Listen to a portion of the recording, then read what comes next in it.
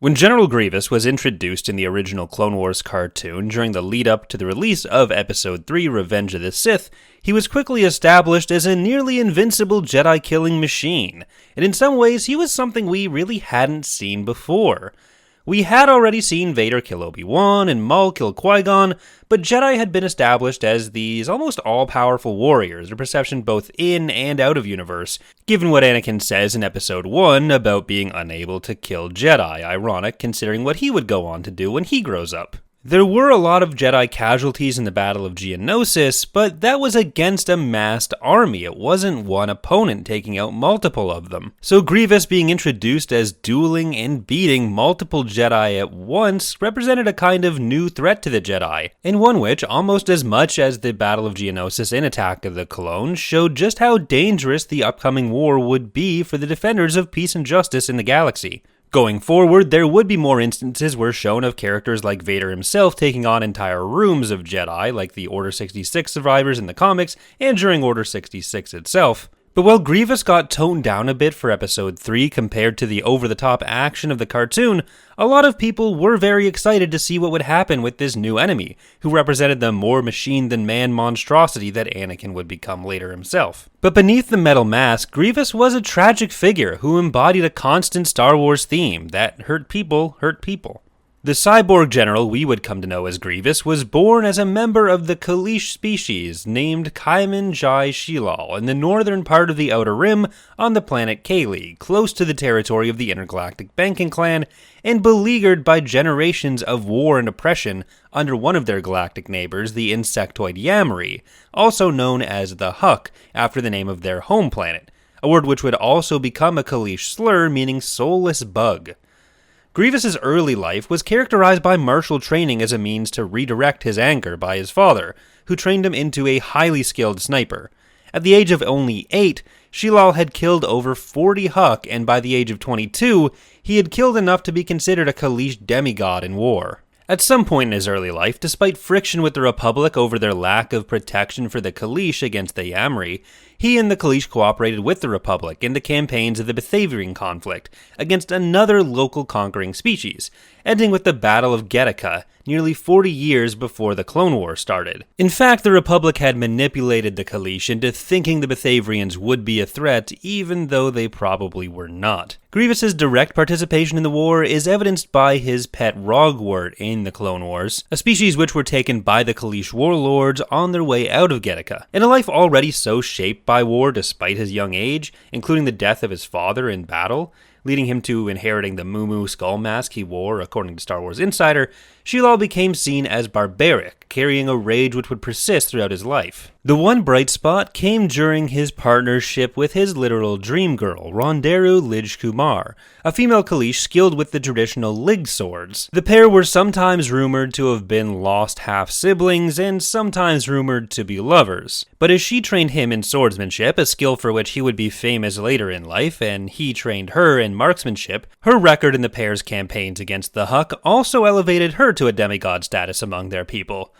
Grievous had dreamed of finding her before they met, leading to them being known as the Dreamer and the Dreamt One, an old Kaleesh parable. The Star Wars Insider online supplement Lord of War General Grievous actually calls the parable Shilal, so it's possible Shilal was not his original last name, and that instead it was something he adopted around this time. But like so many things for Shilal, wherever he got the name, the partnership ended in tragedy when they were separated during a battle on the Kaleesh beaches. Ronderu was killed and dragged out to sea by the Huck they were fighting.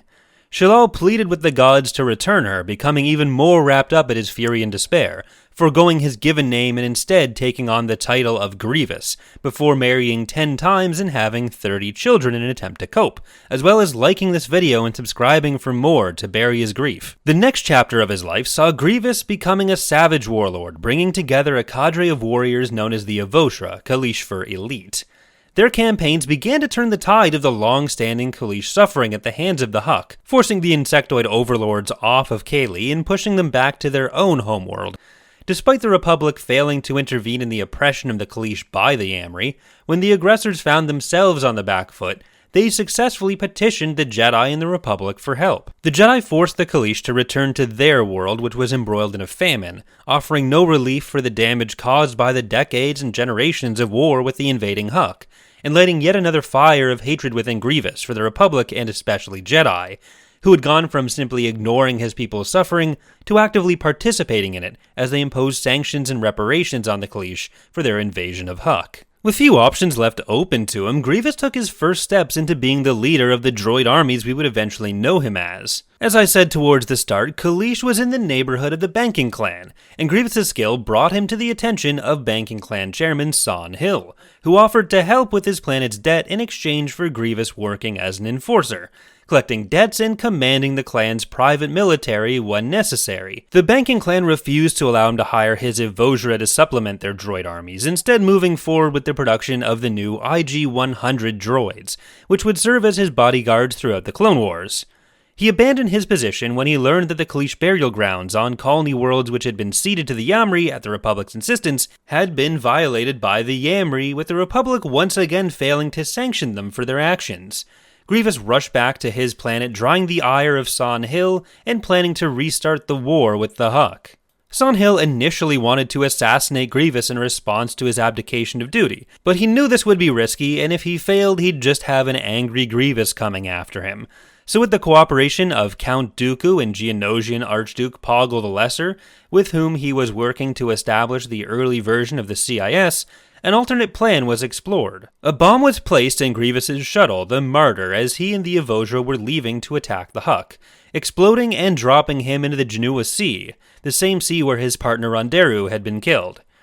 His seat had been rigged by Count Dooku with a guided ejection mechanism, allowing him to barely survive the explosion and be guided to Dooku, who was able to convince the dying Grievous that the attack had been the work of the Jedi. He was quickly transported to facilities on Geonosis, where work began to turn him into a cyborg in order to keep him alive. There are a few slightly different stories of how this went, told in different sources, but according to some, he initially objected as this work started, preferring to simply be killed. But he finally agreed on the condition that he be allowed to keep his own eyes when Hill brought his few surviving children and wives to see him. San Hill also promised that if he went through with this and returned to his work as an enforcer for the banking clan, the clan's resources would be used to relieve the famine on his world. Some versions of the story also imply a level of mental programming or conditioning in order to turn him into a more loyal servant, removing all motivation other than his hate and his rage. Though even in those stories, like the Visionaries comic, they do hint at an independent streak, as he modifies his face paint to look slightly more like the mask he had before becoming a cyborg, for example. From then on, he was a being of pure vengeance, regardless of how effective any brainwashing was, believing all of his suffering to have been at the hands of the Republican Jedi,